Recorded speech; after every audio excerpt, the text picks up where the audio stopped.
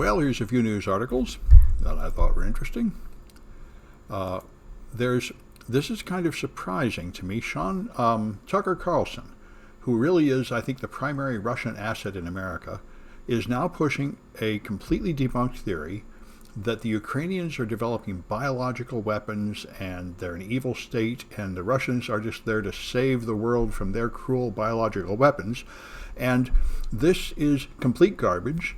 The U.S. State Department, I think it's one official order of the U.S. government, has come out and totally debunked this. And there's one woman on Fox News who actually tells the truth and contradicts their main host, which doesn't seem to ever make any difference. But people like Sean Hannity and Tucker Carlson do nothing but repeat Russian disinformation every day, and they fool a large part of America. Anyway, this woman explains quite clearly what happened here. What happened is the USSR had chemical and biological weapons decades ago, and the United States has been helping clean up the old biological labs, which are full of dangerous materials. And so there is a lab there. It's being cleaned up. It's not being used to make weapons, and this has been well known for decades. But the Russians are using this along with other amazing things. Their UN representative just came out today and said they're not attacking Ukraine at all. They didn't do anything. You're just making it up. And they bombed a hospital, and they just said, well, that hospital was full of soldiers. And they have pictures of them carrying out the wounded patients from the hospital, pregnant women and stuff like that. Clearly not soldiers. But it's since they have closed all actual news reporting in Russia and banned all foreign journalism, most of their population believes the propaganda, just like a large portion of American population believes Fox News, which is also Russian propaganda. And so we'll see. Anyway, we here have the opportunity to actually learn the truth if we want to.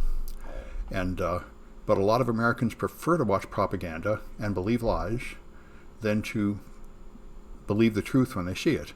And there's a useful thing there for information security. This is social engineering.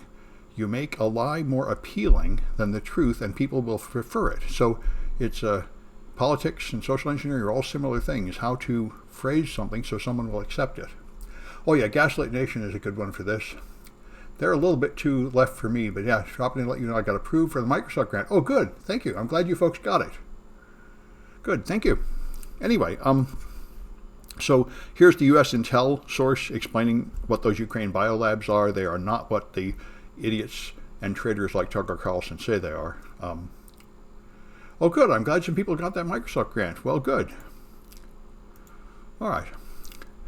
And so since we have gerrymandering, we no longer really have much of a functioning democracy in America in a lot of ways. It's not as bad as Russia yet, but it's but what's happened is most people are in a district where the Republican will always win or the Democrat will always win. So the actual elections don't matter at all.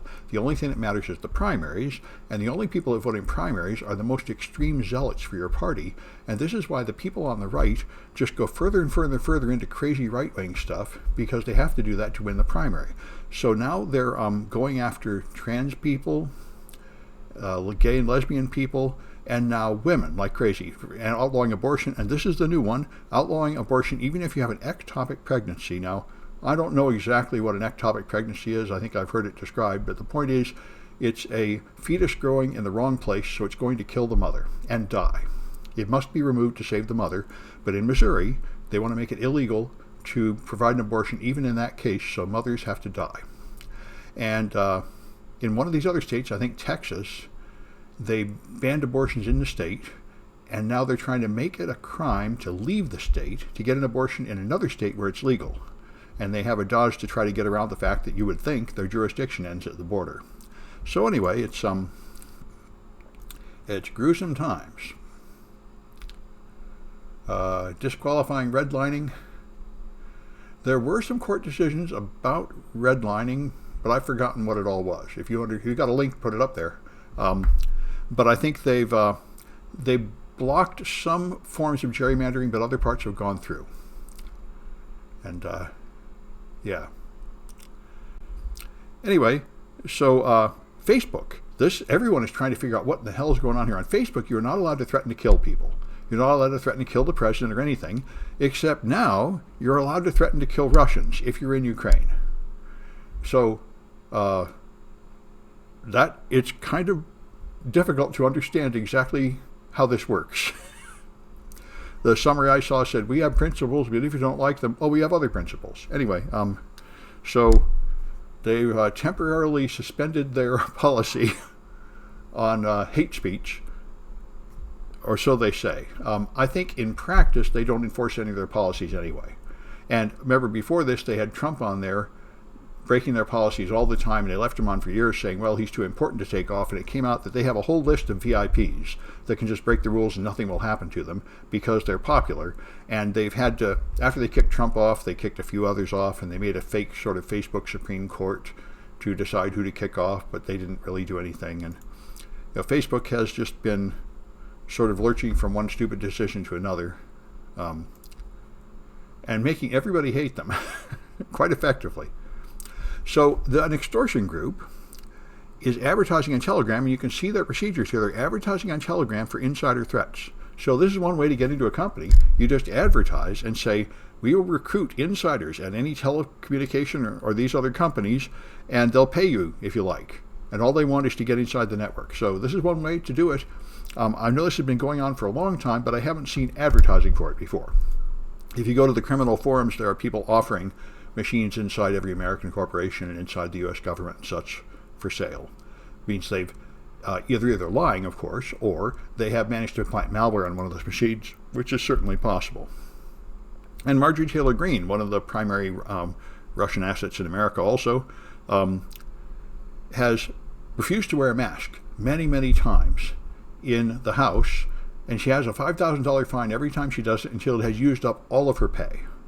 And she lost in court, and they said, you really have to pay all that. Of course, she is the number one fundraiser in the entire Republican Party.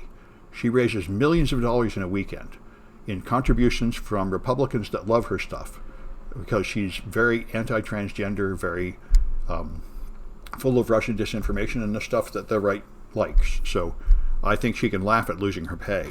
But anyway, it's the same thing that happened to Trump. There are some courts that are not corrupt yet and will actually give fair judgments. This one was amazing, the dirty pipe vulnerability. This is extremely interesting from a technical level. I'll put the link in the chat. They explain how they found the latest vulnerability in Linux. It's a privilege escalation vulnerability, and this guy is very brilliant. He had an intermittent file corruption problem on a server that was running one process that handled web pages that were zipped and another process that was just handling log files. And he found pieces of the zip file in the log files, even though one process shouldn't be writing on the other. So he managed to make a nice demonstration of this. We just had one program writing a bunch of A's, and another program sending a bunch of B's to an internal data structure called a pipe, and he saw these B's leaking into the A's. So after he had proven with a very simple test case what was going on, then he just went through the Linux kernel and found the flaw. So it lets you write to a process where you don't have the permissions to write there, and therefore you can use that to take over the box, to escalate your privileges to root. Anyway, all right. And this one here, I'll just mention, got it very close to information security. There was a report. Some real security researchers analyzed election machines, and they found flaws in the election machines. It's been going on for years with real security researchers at universities and at DEF CON and stuff. And they issued an official report finding the security flaws, but a judge refused to make that report public, saying this will just be used by all of the right-wingers that are claiming the election was hacked to create disinformation. And so now the fact that the judge refused to release it was used by all of them as a conspiracy theory. See, they know they were hacked and they're just covering up the truth.